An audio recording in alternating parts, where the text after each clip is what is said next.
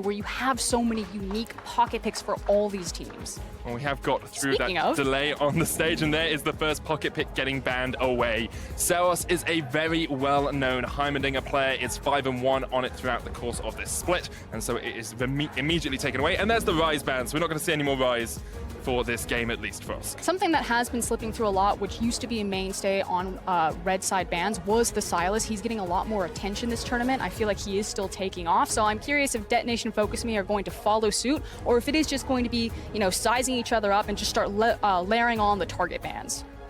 We'll see. We've got Kalista being removed, Vladimir as well taken away by Mega. Mega on their final ban of this first phase. Things like the Aurelia, like the Silas. So quite a lot of power still available. Akali as well on the cards. Super high priority there, as Galio makes a lot of sense. Both these supports are playmaking oriented supports. Should be noted that there's Korean imports, 2 of them on both Mega as well as Detonation Focus Me. In the same roles in the jungle and support position. Steel and Gang came across Jun and Pop as well for the side of Mega. The Jace, the final ban. So, what is first pick worthy? Akali, we talked about it, still on the menu, and it will be locked in straight away for Mega. Now, it can be a flex pick. The thing about Rocky is that he's more of kind of they call him a stable top laner.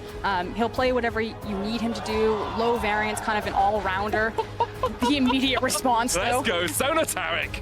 I actually used to be called Sona the Caster before I joined Riot, and I had to change my name. So this is your meta? This is my meta. If you can play Sona in the bottom lane, you hit people with that power chord, they are not enjoying themselves. I will say that I think that this actually puts even higher priority on a Kindred, as we saw June flash that one. So the thing about Sona Tarek, I'm sure you guys have all seen it globally, it's really hard to team fight against. It's just very hard to crack that lane or crack the damage and the shields that, excuse me, the healing and the shields that you're getting out of. And when you pair it with something like a Kindred, think about that. You got the healing from Sona Tarek, you have the invulnerability, you have the CC lock, and then you throw a Lamb's Respite on top of it. If that team ever gets ahead, it's almost impossible to 5v5 your way out of it. Very difficult to team fight against. We will break down exactly how the laning mechanics work when we get on into We've the tested game. it. We have tested it. We've played it together. I believe we won with it as well. It was a good game. But there's the Jarvan. Braum picked up by Mega. Detonation Focus Me are going for that Kindred, it looks like. Yeah, but they still have a lot of flex picks on the side of Mega. It should be noted that they do have a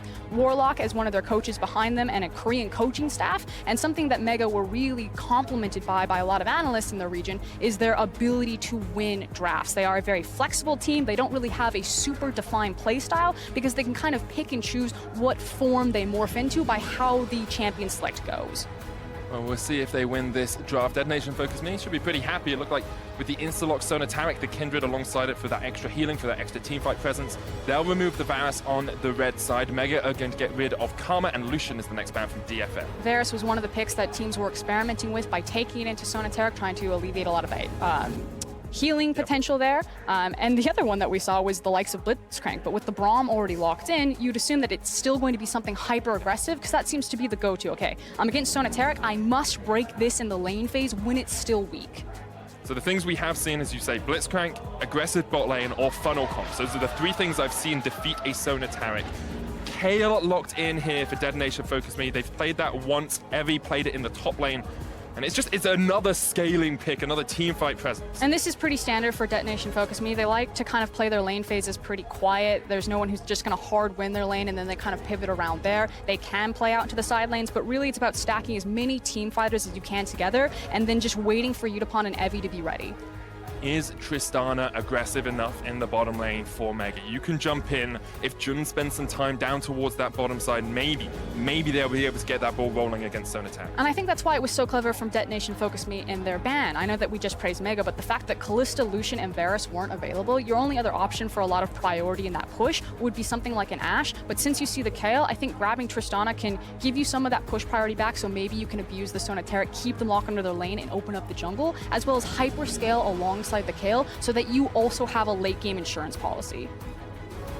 A lot of scaling alongside that, you know, Akali so powerful in the late game. Victor has a lot of damage as the game does progress as well. Ziggs picked up by DFM. That is a stalling team fighting comp if I have ever seen one. We asked if they take the skill matchup. We asked if they take the skill check in the lane, the 1v1s. That's not DFM style. They play for team fighting, they play for objectives. Yeah, and we may be playing for a very late game. We also had some questions about game time. It felt like Group A was just at a breakneck pace. More than a kill a minute. in most of the games yesterday, but I think we all expect this group to be a little bit more measured, a little bit calmer in the early game. Yes, but not if Mega have anything to say about this. So for me, this is Detonation Focus Me are on kind of like a timer. If they can get out of the lane phase, if they can get to their 5v5, and they can execute on what is a very strong team fighting comp, then I'm like, yes, this is exactly where Japan want to play. They're in their pocket. They know how to do this. Mega, on the other hand, can just break this game apart, as well as the fact that they have so many options that they can play a 1-4 towards that side lanes if a Akali gets snowballed ahead, whereas Kale can, you know, eventually maybe take care of it, but until then, a lot of questions. There are a lot of questions. If DFM fall behind, you have to think it's Mega's game for the taking, but we will keep our eyes on it. The first game of Group B, and what a game it looks like it's going to be. Sonataric picked Kale, Ziggs, and this is 9.8 Kale as well, remember. This is like post her incredibly strong 9.6 days. When she's been nerfed, it's a Victor top lane and a Kali in the mid lane as well. I'm excited for us. This is going to be a barnstormer of a game. And I feel like this is really, again, the proving grounds. These teams, one was contested in the regular season, one was not. Mega have never really had to play from behind, so we'll see if that starts today or if they're just going to continue this steamroll through MSI. Is that something doing TSM in the background? That's what I could hear. They're a global brand. They are. Oh, it's DFM. Of course it is. DFM, not TSM. Anyway, some Japanese fans in the audience. We do apologize for that top overlay. We'll get that fixed in just a second's time. We do have a pause coming out as well. And as we have this pause, talked a little bit about the overall play style for the game, how these teams want to, match up into each other as the game develops. But if you are Mega, if you're Jun here, where are you looking at breaking the map? Where are you looking for those first couple of ganks? I mean, I think it's about just creating safety for your lanes. Jun is a guy that he doesn't necessarily just have to hard camp his lanes. It's more about your pathing, the information that you gather from the enemy jungle, and then where you can take micro advantages from there, and then kind of wait for the perfect moment to strike. Again, he's known as a pathing jungler, but he can really hit anywhere. I think you'd want to keep G4 pretty safe, but I don't know what he's going to be able to do in that lane. It's like Akali versus Ziggs. Ziggs, if he wants to, doesn't have to lane. Yeah, he just walks back and puts the explosive minefield in front of him, clears out the minion wave, and then just walks away. And that's kind of the Sarah special. If you actually watch how he lanes, he is a very big utility mage player, again, known for his Heimer, and his like core identity and responsibility in Detonation Focus Me is, I'm going to sit here, I'm just going to soak attention. I'm going to be super obnoxious, just clear out farm waves and just constantly pressure forward. You're never going to get mid priority. You're never going to be able to roam if I have anything to say about it. We'll have to keep our eyes on exactly how Soas wants to push out that lane. We do just have a keyboard issue for Detonation Focus Me. Should be getting resolved as soon as possible, obviously. I do think I want to talk a little bit about this Sonataric bottom lane. It's a playstyle, sort of a strategy we have seen arise a few times. We saw it in the LEC finals, but explain to me exactly what this is designed to do and how it works. It took us a couple goes to get it to work. Yeah, it did. So what Sona wants to do is she wants to upgrade her support item as quickly as possible. So for the first few early levels, all she wants to do is just stab people in the eye. She's just right there. She's slamming her power cord. She's trying to stack as much gold as possible. And Tarek is responsible for picking up the CS. Once she has that support item upgraded, they then swap, and Sona will start picking up the CS, but she's looking for very quick back timers. What's interesting to me is that they also took barrier and heal. It's not super outside of the box, but if you really have confidence in this lane, a lot of times Sona will run teleport, and she literally at like 4 to 5 minutes will stack the spell thieves and then immediately TP back to the lane and then just start snowballing your 5v5 power that much faster. Yeah, you want to be able to upgrade that item so you get more gold off the stacks, and then as soon as you complete the quest, we'll start seeing that Sona take the CS away from the Tarek. And it's all about the healing. The other time I've seen this lane broken, apart from the funnel comp and the blitzcrank, is when people get an Executioner's Calling really early in that bottom lane. I saw a Sivir do it in one of the regional leagues. Can't remember exactly which one it was, but you're not 100% sure that a Tristana is going to do this, and it's a bit interesting to see Lloyd and Pop go for the barrier ignite combo, barrier heal combo themselves, and no ignite in that bottom lane. Yeah, I was expecting that they might go a bit more aggressive. Maybe they're saying that we should have push priority here. Sona and Tarek, one of the issues is that Tarek really has to be on the minion wave because he is farming, and it's harder to just kind of like blatantly walk up. Now, I was actually talking to Spawn about this. Tarek is really cool into Braum because of the play patterns, because if you think about when when Braum actually wants to go in, he jumps forward, and oftentimes the 80 carry is perfectly positioned behind him, which makes it so easy for Tarek to land a stun. Double dazzle. Exactly. So as we watch this lane, we'll see if Lloyd and Pop ever fall into that trap. If maybe the jungler like Steel decides to take a trip down bottom to Utapon and things do go aggressive. We will be very aware of that bottom lane. I'm sure we'll scroll down there as often as we can. Expect not too much to happen in the mid lane. Do want to have a quick chat about top as well here, Frost. Victor into Kale is not a matchup we too commonly see, but as far as I know, still on 9.8. Kale is very susceptible in the early game. If she gets ganked, she can be put quite far behind. I mean, the idea is that you take the Klepto, you try to roll the dice, see if you can get one of the elixirs there of skill so you can get the early passive. But otherwise, we've seen a lot of mid laners try to max their Q and try to farm from afar. I expect this to be priority for top side and to June to really exploit the top side jungle. And then maybe if things get frisky, he also does have priority between Lloyd and Pop and maybe looks for a kill there. Jun is always the catalyst for this mega lineup. He's the guy we're looking at to try and get them those early game leads if they want it. On the side of Detonation Focus Me, they will be playing slower. They'll be playing back a little bit more. But we talked a little bit about this, and I want to just kind of big picture on Detonation Focus Me for a short time here. They were quite dominant in the Japanese leagues, the LJL, when it first kicked off. You know, they won the first few, then they started losing. We saw Rampage and Pentagram step up, and this last 6 months, 8 months, basically since Worlds of last year, we've started to see Detonation Focus Me take the fall once again. Yeah, and it's this idea that, you know, this is probably the premier organization from the LJL. They're definitely a fan favorite since 2013. They've been around. They only disappeared for 2 years, 2017 and 2018. So the immediate memory for a lot of international fans is probably more on Rampage and not necessarily Detonation Focus Me. Wow, that's a mouthful of a name. DFM. I'm really afraid that if I approach that acronym, I'm going to end up with the wrong one. Oh, yeah. Okay, I can see that. I can see that concern for Skewin. We'll stay clear of it for the moment. Oh, anytime you need me to say Destination Focus Me, just tap me on the shoulder and I'll say it for you. And that's how we'll work around that. This is going to be a 1907 situation all over again. But I took a closer look at a lot of their VODs. I tried to watch them throughout the course of the season and not just their final to really get kind of like a feel what the development of the league was, what the progression of this team was. And again, their record is like 20-1. They were super dominant if you just look at the scoreline. But every single game that I peeked in on them, they were dying in the lane phase. They were, taking skirmishes that they just could not win and giving away gold advantages. And constantly they were trying to fight from the back foot. But it's almost like they have this inbuilt confidence that it doesn't matter. That as soon as Evie and Utapon are ready for team fights, that they just roll over the rest of their league. So it was really hard for me to gauge the strength of Detonation Focus Me. It is always really difficult, especially when you have a key carry like Evie in that top lane. He has been so consistent on Detonation Focus Me, so strong on them. It was actually with Rampage before he joined this team. And it's great to see a guy like this consistently perform on the international stage and really step up, especially when we've seen top laners in Group A have so many strong performances. I'd like to see him really be the carry for this team coming through Group B. I mean, this guy is a giant in the league. He is head and shoulders above any of the other competition. No one came close to Evie. Yeah, occasionally he would fall down to a gank that maybe he wasn't suspecting, but he soaks up a lot of pressure, a lot of attention. He plays virtually everything. Most of the time, they want to get him on some sort of carry. Kale definitely fits that bill because this guy is just a beast. Is there a point, like, we talk about Kale as carry, but is there a point at which she, like, really comes online? We used to be, like, level 11. Level 16 is, like, she's perfect. She's in the greatest spot ever. No one can beat her ever in the game. But are we looking at level 11? Do you think she can fight before that? I mean, I feel like it's any time that her passive is stacked up and she just walks over to you.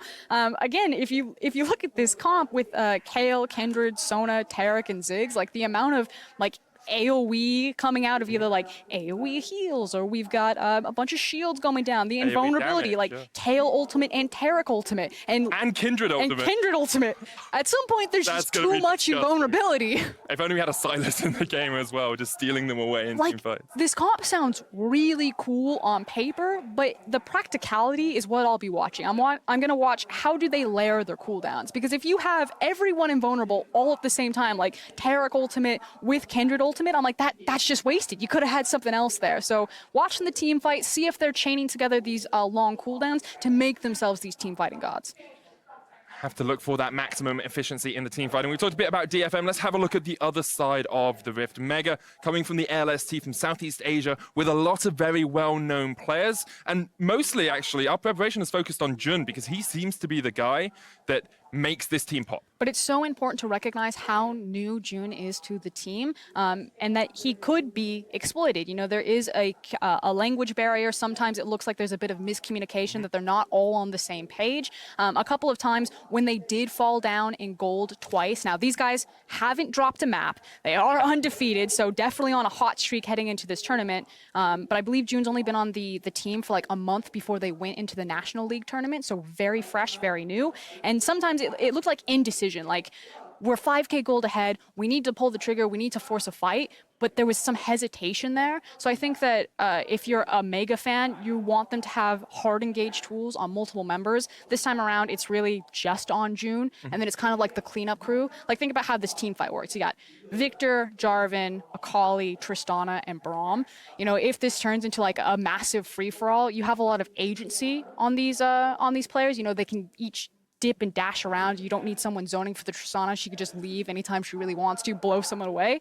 But if Akali gets to that backline and starts setting up janitorial, like Goomba stomping for Tristana, these can very quickly get torn apart. I think that's what they want. They want not necessarily a big 5v5. If all 10 players are there, that's fine, but make it like a 2v2, a 3v3. Split these fights, cause some chaos. And if you can split up those invulnerability ultimates from the side of DFM as well, that makes it a lot easier to fight through this comp. But however, you do have the Kindred ult saving time for the Taric ult, saving time for the KL ult if they need to come down. So I'm very excited for team fights if they ever happen, because there's going to be a cluster of incredibleness. I have to see if they do. We are going to jump back onto the Summoners Rift, just a brief pause to get Group B underway. It was just too exciting to give to you all at once, but now we are ready for the action. Just felt like a marathon there, but here we go. Again, looking on how Jun, I expect him to be the tempo setter in this jungle. Steel, I feel like he is the weakest jungler. He has a lot to prove to me personally, but maybe on the Kindred he's going to feel comfortable. Kindred has a very strong level 2. I kind of feel like if Kindred finds you first and saves her ability to kind of like somersault out of your engage, she just like auto wins, because your your ranged auto attacks are so strong early levels. But obviously if Jarvan ever gets on top of her, connects with the EQ, then things can go sideways very quickly. It's who catches whom out in the jungle, you have to fear. Looks like Jun is going to start down towards the bottom side with his bottom lane. Might actually only be Pop who comes across the hand. Concussive blows, pretty powerful at early levels to help out your jungler, whereas Steel will start top, but G4 did get a ward in, so we'll be able to track his enemy jungler for the moment. Now, expect G4 on this Akali to get shoved in. Obviously, if he finds the opportunity to walk up to him, slam him with the Q, that'd be nice, but it's a little bit hard against Ziggs. It's going to be incredibly hard, and you have to remember the Ziggs passive as well. That short fuse, giving those empowered auto attacks every 12 seconds or so, actually makes it really difficult for the Akali in the lane. G4 is going to have a little bit of a time on the struggle burst early on, you have to feel. Now, Jun, level 2 gank in the bottom lane. This is what you want to do to put a Sona Taric behind, but there is that barrier on the Sona and the heal on gank. The dazzle comes out for the wave, clear flash in from Jun, flash away. Jun very, very quick, pulling the trigger on that summoner spell, but DFM were quick to react as well. Yeah, but now we'll see if he has the repeat gank if this lane gets pushed in and they're unable to punish that flashless Sona if she's just hiding under her tower. I do want to say it felt like that should have been led by Pop a little bit more, but obviously because he wasn't level 2, couldn't just jump to the creep. Now, Steel does know that Jun is here. That sweeper didn't quite catch out the ward, but I believe that was a marked scuttle crab that has gone down, so Steel won't be able to get the early mark from the jungle that sometimes you can on a Kindred. It's going to be harder to contest for a lot of these scuttle crabs though, because he's not going to have control or free control over the river because his bot lane is Sona Taric. So, and you can see how top lane's going for him. So it feels like Steel wants his marks where he can actually utilize the Ziggs pressure to actually get access to them. Part of that will be waiting for Ziggs to get something like the Lost Chapter as well. Be able to spam out those spells a little bit more. Can be quite difficult. Seros has gone for the heal in the mid lane, gives himself a little bit more safety against G4, but does mean that Mega have a double teleport to single teleport advantage, and we'll see if that plays out as the game does progress. Yeah, a lot of respect, Seros taking that heal, making sure that, okay, I'm against an Akali, things are probably going to get pretty fresh post level 6, so I'll buckle up for this one and take the defensive summoner. Sometimes you have to make those sacrifices. Of course, like as a Ziggs, you probably want to be taking the teleport generally, just so you can get back into the lane quickly and push it up. When we used to see Ziggs, a lot of it was the barrier, but I feel like That's he also true. wants the utility from the movement speed. Like maybe we get some cool satchel plays where he needs to run back to his satchel. We will see. Not really too much going on as of yet, apart from that early gank from Jun. Haven't seen him going back towards the bottom side, but now that is where his jungle is respawning. So he is going to be down towards those Razorbeaks, towards those Krugs. And there's always the possibility of a gank into a Sona Taric. We talked about the fact they can get pushed in early on. That seems to be what's happening. But in terms of CS, in terms of gold in that bottom lane, we're probably pretty much even. And it's, again, they're not here to win the lane phase. They're here to get out of the lane phase as smoothly as possible.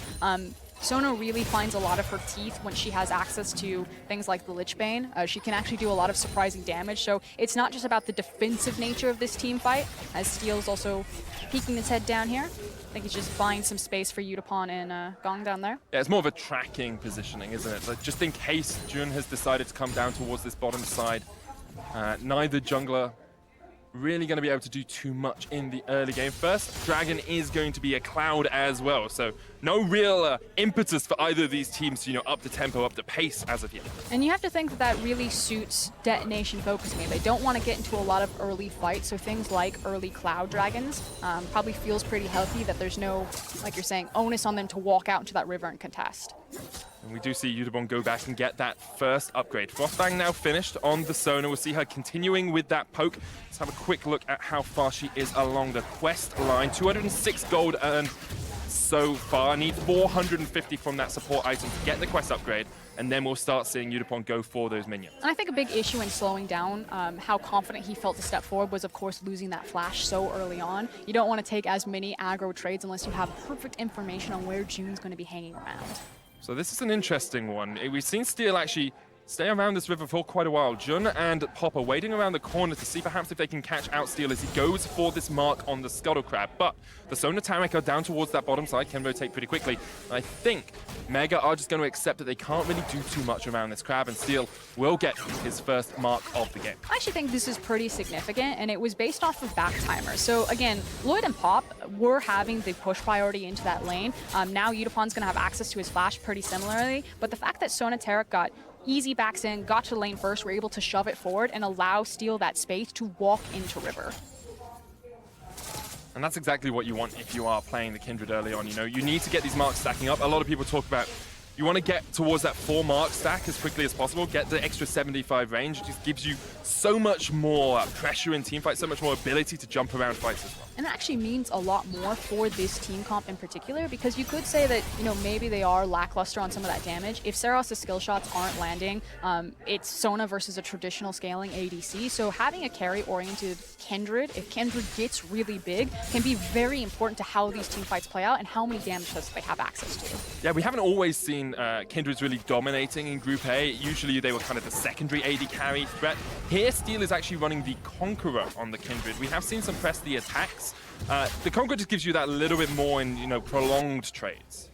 And it's about kind of like, do you want the burst on the press the attack? I know that Azael feels really strongly on this one about how press the attack, I think its damage is a little bit underrated and how much it can surprise you, but you can understand, the concepts for both. Either way makes sense. I'm like Hail of Blades on every champion. Look, stop talking to Ender so much, okay? I know he loves Hail of Blades, but it doesn't work on everyone. The amount of times in solo queue you've just picked like Hail of Blades Pike. It's like, that doesn't work. Kindred was a thing. It was. Because you could get the stacks up, the Mountain Dread incredibly quickly. Yeah, it's just like the drive-by.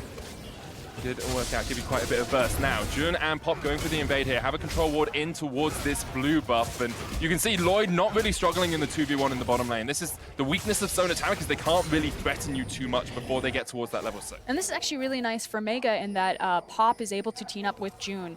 This is a team, we'll kind of repeat the same storyline for a lot of teams because it feels very similar for this group, but the supports love to team up with their junglers, not just in creating plays and opportunities for them, but on these scouting deep vision missions. Because again, June wants to gain as much information about Steel as possible so he can adjust his path and kind of pick where he's going to hit on this map. Definitely will. Evie actually not struggling too much in the top lane either. It feels like across the board, very even for all of these lanes. You know, there's a little advantage taken here or there, but it's still pretty close. I actually think this is Rocky just respecting that he doesn't have jungle attention on his side of the map, and there's a possibility that steal could be there, especially because his blue buff was stolen. So he's allowing himself to play weak side, to get shoved in, and to feel fine kind of sitting under his tower. He knows that there's no threat of dive, especially on the likes of the Victor, and he has access to his flash. After Jun maybe goes for a gank here, I want to talk a little bit more about that weak side, strong side thing. So there's nomenclature we use, wording we use, but I want to break down exactly how one side of the map would be stronger than the other. Jun is still staying around that bottom lane, looking for Yutapon and Gang to actually push a little bit too far forward. Hasn't gone for anything yet, and actually steals down there as well. G4 and Zeros trading in the mid lane, but bot lane is where the action's at. Yutapon lands the 3-man crescendo. Lloyd with a knockback. The Buster Shot jumps away with that rocket leap and will escape, but DFM in the right place at the right time with those reactions. Yeah, managed to get double Summoner Spell the barrier as well as the heal for just the barrier of Yutapon, and with access still to Tarek's ultimate as well as steals, you can see the confidence that they're just going to rock up into river, and we thought that this was going to be slow paced, but they're like, nah, just take the cloud, it's free right now. Looks like G4's I say that. across. Yeah, it's not too free. Of course, they have a huge amount of sustain with the Starlight's Touch and the Hymn of Aria of Perseverance coming out from the Sona. Just quickly, before we talk any more about this game, there is a reminder, Group A tiebreaker game. It's going to be between PVB and Fenerbahce, and that will take place at the end of today. So we have this game, 3 more games from Group B, and then we have the tiebreaker game from Group A. So the big shift of power there, why they respected the Cloud Dragon so much, despite having access to key ultimates, was Seros didn't have his mana pool. He had expended it entirely to farm off that wave, and needed to take the back. So respecting the communication from the mid laner and saying, Zig's not ready to fight, we're not going to die over Cloud, back off. As we have a lull in the game, Frosk, weak and strong sides of the map. Explain to me how we can judge one side of this map as the strong side, how we can judge one side of the map as the weak side, and what that actually means for these teams. So it starts with priority through pushing usually, or priority through kill pressure. So right now, the strong side of the map is the top side of the map for Mega, simply because they have the pushing pressure that Victor is super far forward in the lane, pushing Evie under his tower, and they also have the numbers advantage because they swapped Lloyd and Pop up here to have access over the Rift Herald. So right now, there's really nothing that Detonation Focus Me can do on Mega's strong side of the map, which is top, so they actually need to either look for a trade, or maybe they take a dragon. In fact, you see the on the way pings, looks like they're going to do the dragon. So you can always just count how many people are on one side of the map at any given time and say, well, top side has 4 people, bot side has 4 people from the enemy team, bot side is strong for DFM, and top side is strong for Mega. And that's also just a very simplistic way to look at it. It can get more complex about how certain matchups work, but sometimes it is as simple as just basic math. Well, Mega used the basic math in their favor, got the Rift Herald, pushed in with it, get all of the plates in the top lane, equalize that gold score, and they're actually going to keep pushing just a little bit more, get another charge out from that Rift Herald. Meanwhile, in the bottom side, DFM get the Cloud Drake, and a couple of plates from bot lane, but Sona Tarek not the best at taking towers early on. But they are very good at diving towers if Rocky isn't respectful and feeling how confident that Detonation Focus Me are going to be. But I actually really like this response from Pop, and a very conservative backup from Detonation Focus Me. Yeah, just retreating as soon as they thought anything might be happening. Double tiers are finished in that bottom lane. Usually you see Sona go up towards something like the Seraphs into Lichbane for that little bit of extra AP. Tarek can go a multitude of different ways, usually just supportive items. On the other side of the Rift, it's Hextech Gunblade on its way for G4, and it looks to be an Infinity Edge on its way for Lloyd as well. And I feel like this is actually where things can get really scary for Detonation Focus Me's composition. It feels like they're in a bit of a power trough right now. They're waiting on other key items to come in before they want to start grouping up and being successful in fights. Whereas on an open map like this can be hunting grounds for Mega. Akali is really looking to getting out to one of these side lanes, especially a very long one, and starting to find some prey. So I expect to see the swap come in. You can even see Rocky's already moved to the mid lane, and G4 to now start either walking up top lane or just hunting through the river. Yeah, now that you've completed that first item in the form of the Hextech Gunblade, you have so much more power. And we did say in Pick and Ban, you know, DFM are on a timer. When they get to that 20-25 minute mark, those 2-3 items, they are going to be incredibly strong, incredibly hard to deal with. Mega, at some point in the next 10 to 15 minutes, do need to start breaking these lanes, breaking DFM's economy. I want to say, as long as DFM can execute on their composition, Yes. because there is a very... Assuming they play the composition the way it should be played. There is such thing as too much of a good thing. So if you press all your buttons at the same time, that's not going to work for this team fight. You probably get one kill, you know? Crescendo into just auto attacks coming out from the Kale. You can see Evie, level 10, has the first rank of those flaming blades, but doesn't have the range auto attacks as of yet. Not going to be dealing too much damage to any White Walkers that might come his way. Mega grouping up towards this bottom lane. G4 on his way down. Yeah, they're cheating a little bit for a dive. I hope that they don't dive. Instead, they just pressure the tower, because you can see with the reach of Zig's ultimate, as well as just the defensive nature of Sona and Tarek, this is still very precarious to dive. Yeah, so G4's actually pushed all the way into the jungle here. Steel's going to clear it out. There's so much vision control from both the teams around here, and you can see Mega decide not to go for the dive. Instead, they bring Jun and G4 up towards this mid lane. And I love the options that Mega are kind of sizing up right now. They know that they need to use their advantageous member, the fact that Rocky is rotating, catching waves, that they had the kill pressure there on the Akali, so they can start forcing Zig back against his tower, and they're just cheating for pressure. You know, is this going to equal chip damage on the bottom tower? Is this going to equal chip damage on the mid tower? And then hopefully that they catch someone out. Mega are on the hunt. They're looking for something to break this game open, whether that's a pick or a dive, whatever iteration it takes form in. However, Detonation focused me very good at delaying games, very good at not getting caught out, not having the enemy actually finding those picks, and that's how they won the LJL. Here they're doing it once again, 15 minutes in, they are only scaling, yet to have a kill, yet to really have too much impact from either of these teams. That said, Mega are also fine. I have a feeling that they'll probably play for first item on Trist. Maybe she goes for the Infinity Edge. That'll tell me that, again, they're going to be looking for fights. If instead of going for Eye Edge, she completes her Zeal item, then it tells me that they're going to start rotating Lloyd around and taking structures. Towers, yeah. That explosive shot can just help you out taking towers incredibly quickly. And this will be the call here. So Trist, sitting on his flat AD items, has the dagger. Will it be Zeal? Will it be Infinity Edge? It's Infinity Edge. They're gonna fight. I like that. I like it when teams decide to fight. Honestly, when you said maybe they'll just rotate and take towers, my face dropped a little bit faster. And the reasoning is a lot of teams will have the flat AD and then the attack speed from the Zeal.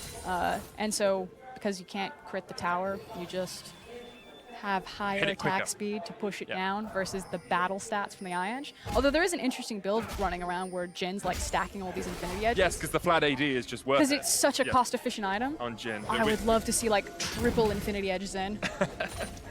It's very powerful on Jin. Obviously, much stronger on 9.9 as well when the Jin buffs did come through. Now DFM looking for a fight in the bottom lane. Jin's going to run away, still on the chase, but no real chase potential from DFM. It's much more about letting Mega fight you rather than being able to engage the fight yourself. Now, their ability to walk back opponents. Now, what they're waiting for is G4, which is why Mega are being very patient with how they're posturing around this fight. But since it is an Infernal, things should come crashing together here.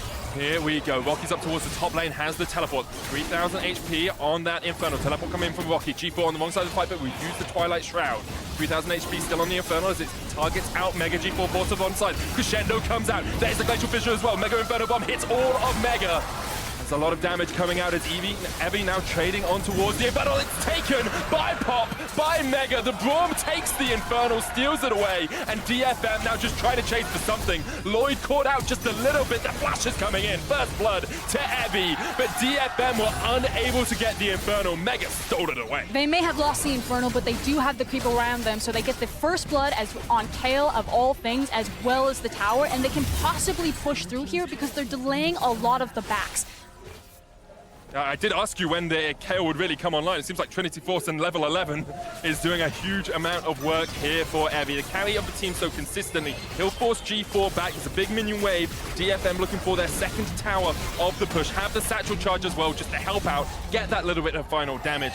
And Detonation Focus Me will take a 2,500 gold lead at the 17-minute mark. They just sit quietly and wait. They scale through their lanes. They're set up. They're ready to team fight. And then they bring in their star player, Evie. heavy and then just clean the fight. I actually thought that things were going to be really scary because so many ultimates were used on Detonation Focus Me without access to the kill. You can see that they used the Sona ultimate, they used the Mega Inferno Bomb, and they just had access to Lamb's Respite and Taric, but the confidence to push forward after losing the Infernal and chase down the kill. The problem is here for Mega, like, how do you fight the rest of the ultimates on Detonation Focus Me? They've still got Lamb's Respite, they've still got the Divine Judgment, the KL ultimate, and they've still got the Cosmic Radiance coming out from the Taric. If you ever try and fight them after taking that Inferno, you just don't have the damage to burst through all of that invulnerability.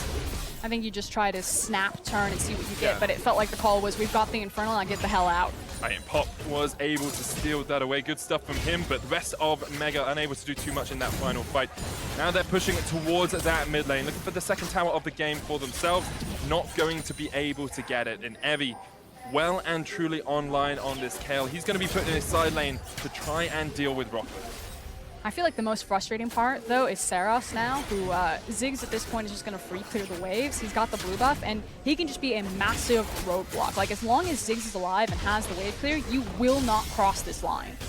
So I like that Mega are deciding to kind of split up the map, saying we cannot deal with this. Let's try to attack into our side lanes. Yeah, Mega going for the 1-3-1, putting Rocky in a side lane, putting G4 up towards that top side as well, but they do lose that mid lane tower because of it. Detonation Focus Me happy just to group up. And this may be the only option. It could be that the more team fights that we see between these teams, that Mega come to the conclusion that they can't just group up and force the 5v5, so they start playing to those side lanes more, which is why it's so detrimental for them that it was Evie that got that first blood, that he's feeling so comfortable on that Kale because he can just match them into that side lane, and then suddenly what are your win conditions?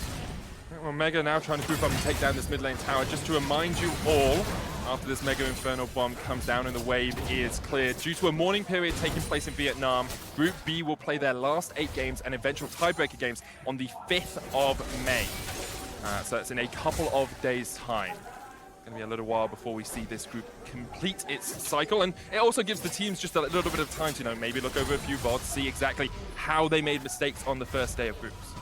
I think it's really interesting how the tournament format structure is there. I think that it felt like it was how you played on the day because there were so many games that packed in. If you're just having an incredible day, you can have an incredible tournament, but now that there is a little bit of that space, it now starts going into kind of the strategy. How do you prepare, kind of changing the dynamics about how you want to take down your opponent. And teams will, of course, still be playing 4 games on that final day, so there's a lot riding on it. And a lot riding on this game as well. You know, taking the first blood, the first victory in a group like this can really set the momentum for your team. And for a team like Detonation Focus Me, who've always kind of been on the cusp, you know, going like 2-4, getting a couple of wins here and there, winning this game in a group that doesn't seem too obvious, like favorites, could be really good. I had a lot of questions about Detonation Focus Me, and I'm actually getting an answer. I was afraid that this team would actually just get blown out in the lane phase, that they'd take the skill check, that they would lose it, and they would never get to showcase their team fighting, their play style that made them such a powerhouse in Japan. And I thought of all teams, it would be Mega to do it, but I was proven wrong today for Detonation Focus Me. They managed to survive the lane phase. They're now in their comfortable pocket, and we'll see what kind of decision makings that they make around the map of how they're able to curate these team fights and force Mega to check into them. Yeah, they still need to play these team fights pretty darn well to take down Megas. Mega's team fighting is nothing to be sniffed at. Detonation Focus Me with a slight gold lead, grouping up as a 5-man mid. G4's down towards the bottom side of this, could come up through the river, but it's an Inferno Drake once again, and that's all DFM want. They get the push prio mid, they now move in, clear out any vision that they can, and look towards this dragon. And now you're dealing with the vision control of Sona Taric, which is something that we don't often get to talk about. You know, we talk about how it's impossible to break them, all of the heals, all of the shield, but their vision control, their map control, because you're placing that many wards, is also a huge factor. DFM starting up this Inferno. G4's up towards the top side of it. Zig pushing in mid. Lots of damage coming out. The Unbreakable used there as well. It means can't be used to stop the crescendo. All ultimates still available for Detonation Focus Me as they turn towards the Inferno. It resets.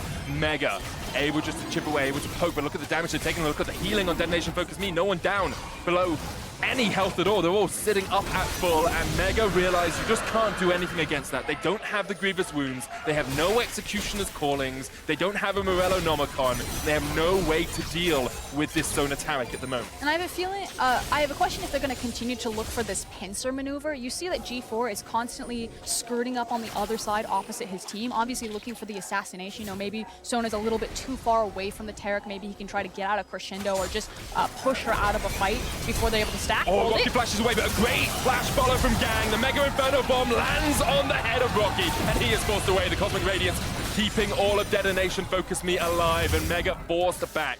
Not really too much they can do. We'll start to see the healing coming out from DFM as they reset the fight. Yeah, but what's the decision-making going to be? Are they going to turn towards the Baron? It looks like they're going to clear out their waves, a lot of pings going on, and probably massive items coming through. Ziggs is sitting on 2,000 gold right now. We can see this is just Rocky stepping a little bit too far. And just the instantaneous flash lock there, really nicely done from Taric that hit that angle and make sure that he could lock down Victor. I think a little bit overzealous. I think they expected that, okay, one of our members got caught up, maybe Mega will pull the trigger and jump on us. Don't think they needed to spam all those ultimates down. So what I did like about it, although I agree that they didn't need to use them all in that moment, they did time them well. The Kindred Ultimate came down, then the Taric Ultimate was used, which meant as the Kindred Ultimate went off cooldown, when the invulnerability stopped, then the Cosmic Radiance came in and you had that second layer of invulnerability. I think it determined their decision-making that they weren't immediately going to run to an objective, that it was find the pick and then reset the map. Definitely did. We talked about the timer at the start of the game for Detonation Focus Me. Well, the clock is ticking now for Mega. DFM sitting at 2 items across the board. Mega really need to find an avenue of approach. You now do have that Executioner's Calling. You've got the Morello Nomicon on its way as well.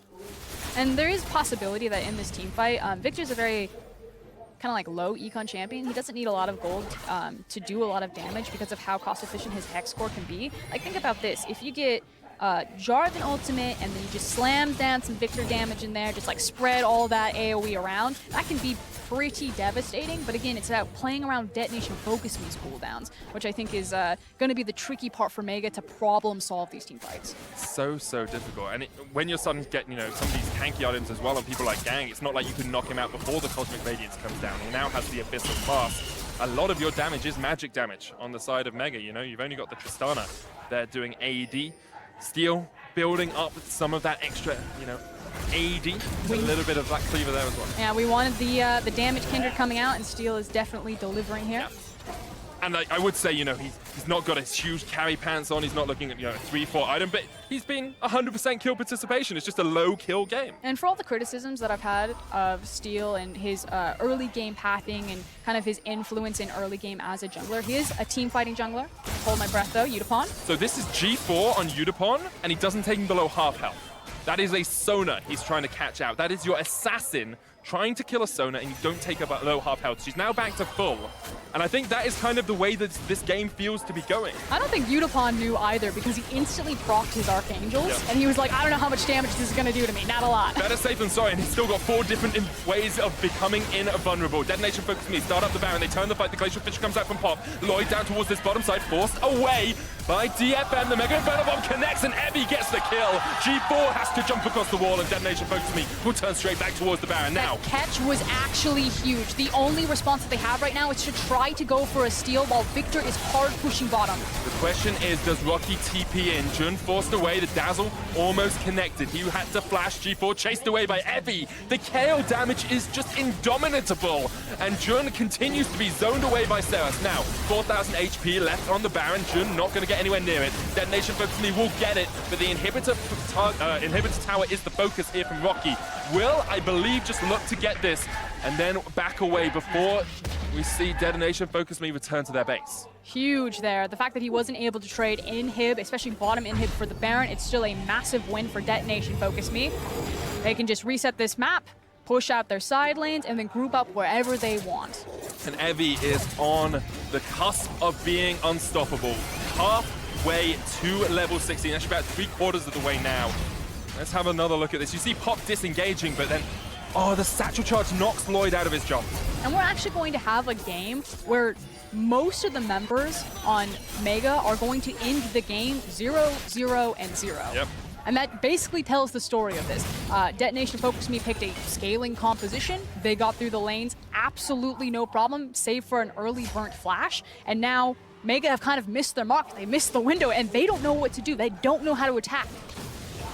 Detonation Focus Me weathered any early game storm that could have come from Mega. Mega never really pulled the trigger. We never really saw that spark of ingenuity, that spark of fight.